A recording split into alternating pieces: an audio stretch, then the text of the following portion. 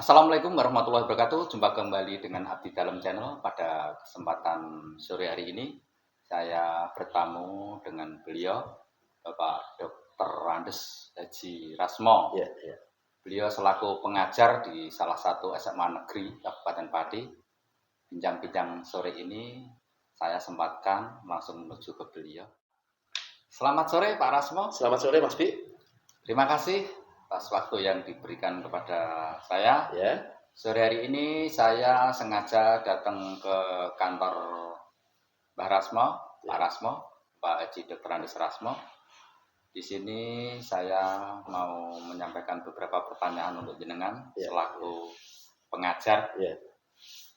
Dan tentu saja dalam proses belajar mengajar tentu ada suka dukanya. Ya. Dan pertanyaan pertama, mungkin Pak Rasmo bisa menceritakan suka duka sebagai seorang pengajar di salah satu SMA negeri Kabupaten Pati. Ya, terima kasih Mas Bi. Saya mengajar sudah lama. Sebelum di sini saya pernah mengajar SD, SMP, MTS, dan di sini kurang lebih saya 26 tahun mengabdi di SMA Negeri Kain Kabupaten Pati, Jawa Tengah. Bagi saya mengajar banyak sukanya Mas, karena dari awal memang cita-cita saya menjadi guru. Dulu saya hanya ingin jadi guru SD, tapi alhamdulillah Allah memberikan kesempatan pada saya naik level 2 tingkat menjadi guru SMA. Dan betul-betul saya syukuri, saya berangkat dari anaknya orang tak punya, tapi orang tua saya mendidik saya dengan keras, meskipun ketika kecil saya agak jengkel juga dengan bapak, tapi setelah saya dewasa, oh ternyata apa yang diinginkan bapak itu ternyata, oh biar saya jadi anak orang baik. Jadi, alhamdulillah saya syukuri. Sukanya banyak. Saya bisa berguru dengan anak-anak, menasihati anak.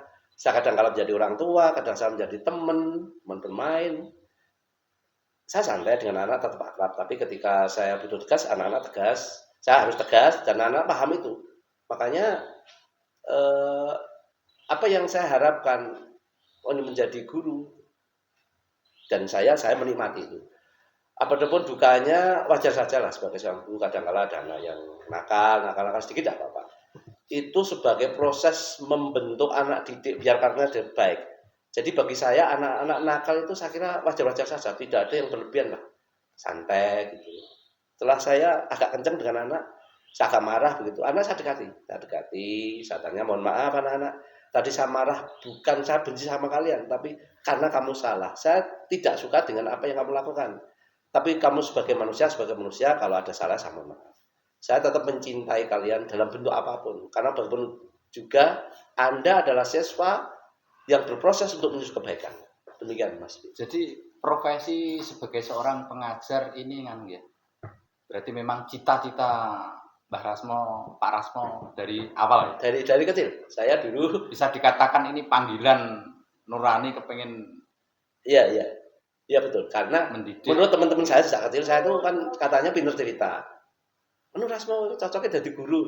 Alhamdulillah, dan profesi itu saya nikmati betul. Saya mohon maaf Mas, bukan sok-sokan atau sok sombong. Saya berusaha masuk kelas itu sebelum jam 7. Jam 06.40, kadang 06.35, saya sudah masuk kelas. Karena bagi saya, kalau hanya teori, sekedar cerita, mengharapkan anak disiplin, sementara sebagai guru tidak disiplin, apalah artinya? Karena contoh itu lebih ampuh dari teori. Bagi saya begitu. Makanya mohon maaf, anak-anak pun kalau dengan saya juga sebenarnya apa? Manut lah, segan lah dengan saya. Tapi saat-saat tentu harus guyon. Berarti kesimpulannya gini Pak.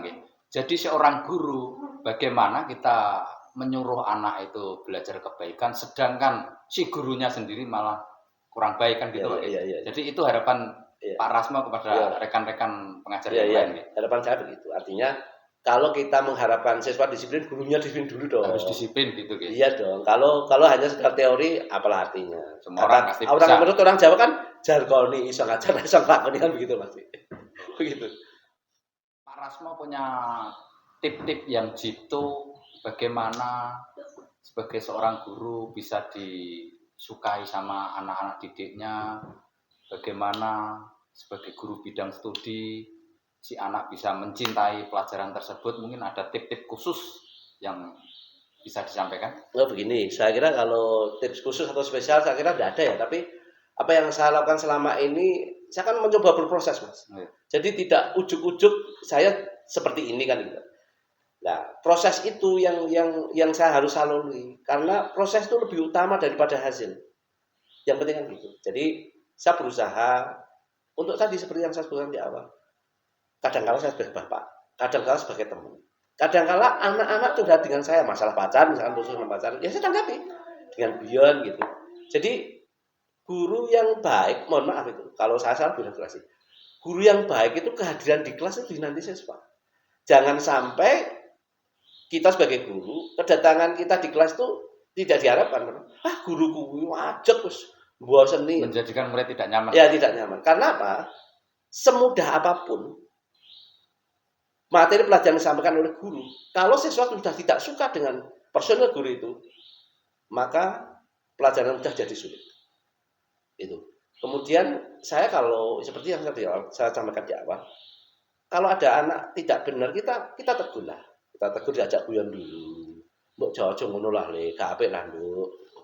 Nah, kalau masih seperti itu ya kita agak kenceng lah gitu. Berarti Pak Rasmo sebagai seorang pengajar itu mulai tahun berapa Pak mengajar baik mulai dari tingkat SMP? SD dulu. SD, SMP, SMA. MTS. Kalau kita hitung sudah berapa tahun Pak sampai saya lulus SPG 85, ngajar di SD Negeri 1 Trimulyo 1 tahun. Kemudian saya kuliah tuh masuk 86. Selesai sudah tahun 90. Kemudian saya sempat mengajar di SMP Muhammadiyah. Terus mengajar di MTS Malangan di Pondok Pesantren. Kemudian mulai 94 sampai 97 mengajar di SMP Negeri 1 Sukolilo.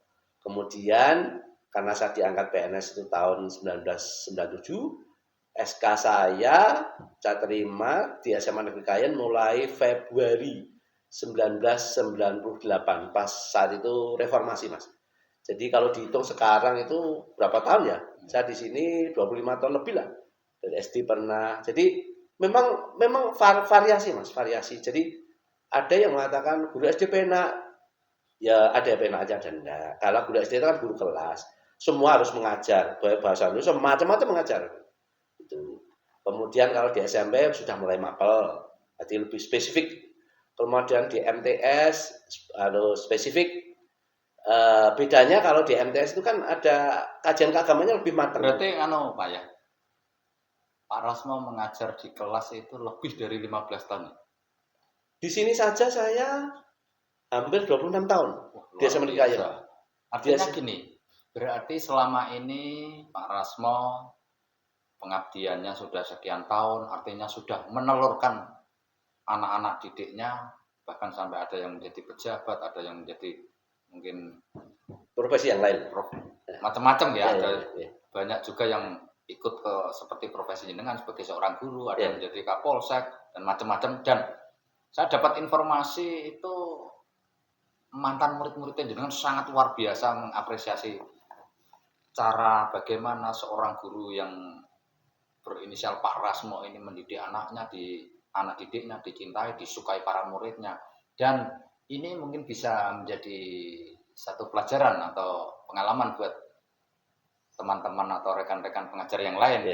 Ya mungkin semua orang sih punya plus minus ya. Punya style sendiri, punya gaya tersendiri. Mungkin dengan gaya mereka sendiri, insya Allah juga hampir mirip seperti yang dilakukan Mbah Rasmo. Bagaimana si anak bisa istilahnya menerima pelajaran dengan nyaman, enak, pelajaran yang tidak disuka menjadi suka karena penampilan guru, cara penyampaian dan lain sebagainya, kurang lebih seperti itu. Demikian, terima kasih atas waktu yang diberikan Dr. Andes Haji Rasmo. Semoga bincang-bincang ini bermanfaat untuk kita semuanya. Ya, terima kasih.